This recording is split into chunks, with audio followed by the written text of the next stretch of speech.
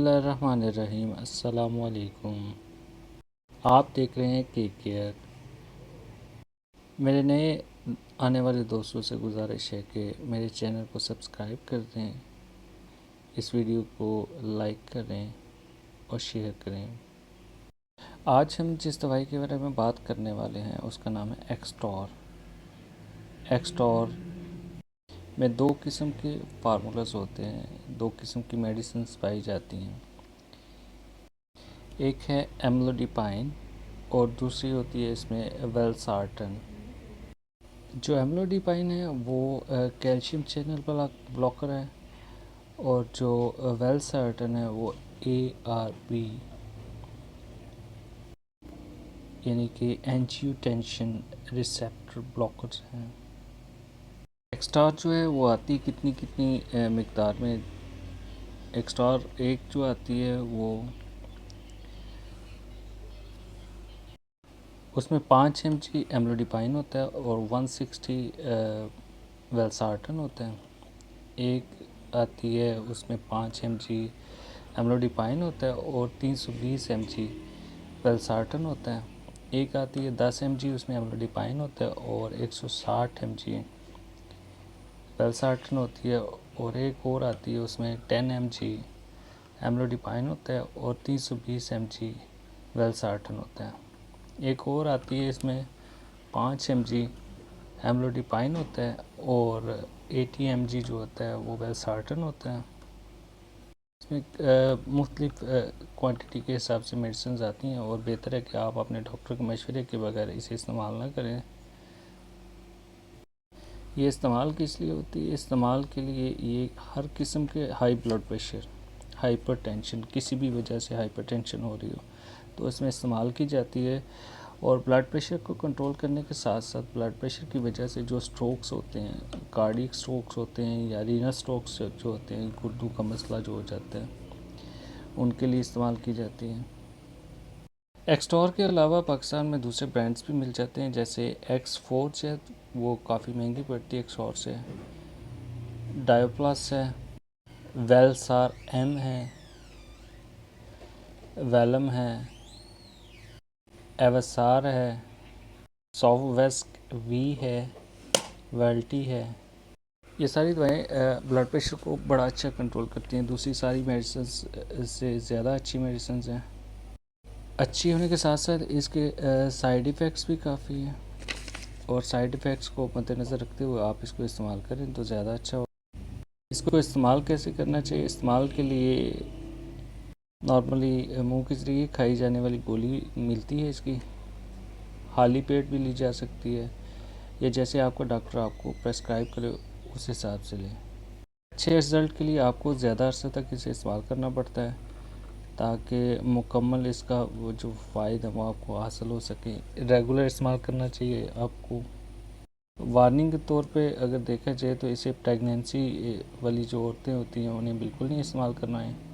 کوشش کریں کہ آپ یہ دوائی حاملہ عورتوں کو بالکل استعمال نہ کروائیں، اور اگر آپ ایکسپیکٹ کر رہے ہیں کہ پریگنینسی ہو سکتی ہے تو بھی یہ دوائی استعمال نہ کروائیں، یا اپنے ڈاکٹر کے مشورے کے ساتھ اپنی میڈیسن چینج کر لیں، یا پھر برتھ کنٹرول کے لیے دوسری دوائی استعمال کر کے تاکہ پریگنینسی ہو ہی نہ۔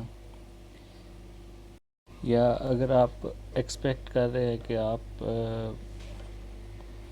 آپ نے پریگنینسی کرنی ہے یا خواہش مند ہے کہ بیبی آئے، تو بہتر ہے کہ آپ اپنے ڈاکٹر سے مشورہ کر کے پھر میڈیسن چینج کر کے تو پھر جو ہے وہ برتھ کنٹرول چھوڑ کے اور ایکسٹار کو چینج کر کے تو پھر پریگنینسی کر سکتے ہیں۔ ہر دوائی کی طرح اس کے بھی کچھ سائیڈ ایفیکٹ ہیں، جیسے کہ اس کی وجہ سے تھکاوٹ ہو سکتی ہے، آپ کو غنودگی ہو سکتی ہے، آپ کو خشک منہ ہو سکتا ہے، یعنی کہ ڈرائنس منہ میں کافی زیادہ ہو سکتی ہے۔ اس کے ساتھ ساتھ آپ کو پیٹ کا درد یا اسٹامک پین ہو سکتا ہے، یعنی معدے کا درد ہو سکتا ہے۔ اگر علامات اس طرح کی زیادہ ہوں تو بہتر ہے کہ آپ اپنے ڈاکٹر سے مشورہ کریں، اور سائیڈ ایفیکٹس ان کے بارے میں جو ہے نا اپنے ڈاکٹر سے مشورہ کر کے دوسری میڈیسن لیں یا دوائی چینج کروا لیں۔ اور غنودگی کو کم کرنے کے لیے یا ڈیزینس کو کم کرنے کے لیے، لائٹ ہیڈنیس کو کم کرنے کے لیے بہتر ہے کہ آپ جب بھی لیٹیں یا اٹھیں بیڈ سے تو جھٹکے سے نہ اٹھیں، آرام سے اٹھنے سے جو ہے نا آپ کی غنودگی اور لائٹ ہیڈنیس جو ہے نا تھوڑی سی کم ہو جائے گی۔ اس دوائی کی وجہ سے آپ کو آپ کے جو گھٹنے ہیں، ٹخنے جو ہیں، ان میں سوجن ہو سکتی ہے، اوڈیما ٹائپ جسے کہتے ہیں، تو بھی اپنے ڈاکٹر سے ضرور مشورہ کریں۔ بغیر مشورے کے یہ میڈیسن استعمال نہ کریں، اپنے ڈاکٹر معالج سے مشورہ کر کے پھر اس دوائی کو سٹارٹ کریں۔ اس کی اوور ڈوزیج اگر دیکھی جائے تو اوور ڈوز سم ٹائم ایسے ہوتا ہے کہ ایک بندہ اس نے دوائی کھانی تھی صبح تو بھول گیا، شام کو بھی،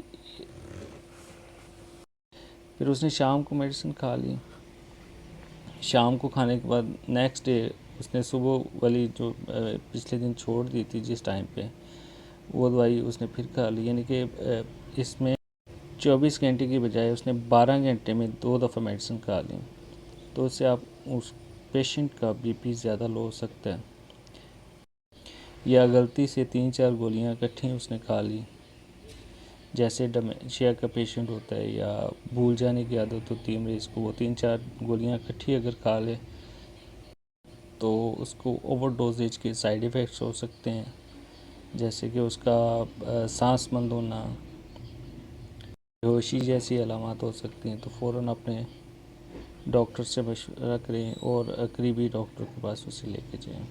سم ٹائم ڈوز مس ہونے کی صورت میں آپ کوشش کریں کہ وہ دوائی کو مس ہی رہنے دیں اور نیکسٹ ڈے 24 آورس کے بعد اس میڈیسن کو کھائیں۔ کوشش کریں کہ اپنے گھر میں کسی اور کو میڈیسن یہ نہ دیں، ڈاکٹر نے آپ کو یہ پریسکرائب کی ہوئی ہے تو صرف آپ ہی کھائیں، اور بہتر ہے کہ آپ وقفے سے اپنا بی پی چیک کرتے رہیں تاکہ بی پی زیادہ کم نہ ہو، اور دوسرا پوٹاشیم لیول چیک کروائیں بلڈ میں سے، اور RFT رینل فنکشن ٹیسٹ بھی کرواتے رہیں۔ میری دعا ہے کہ آپ اللہ کے فضل و کرم سے ٹھیک رہیں، آپ کا بلڈ پریشر ٹھیک رہے، اللہ تعالیٰ آپ کو صحت دے۔ میرے چینل کو لائک کریں، شیئر کریں، سبسکرائب کریں تاکہ دوسروں کا بھی فائدہ ہو سکے۔ بہت شکریہ۔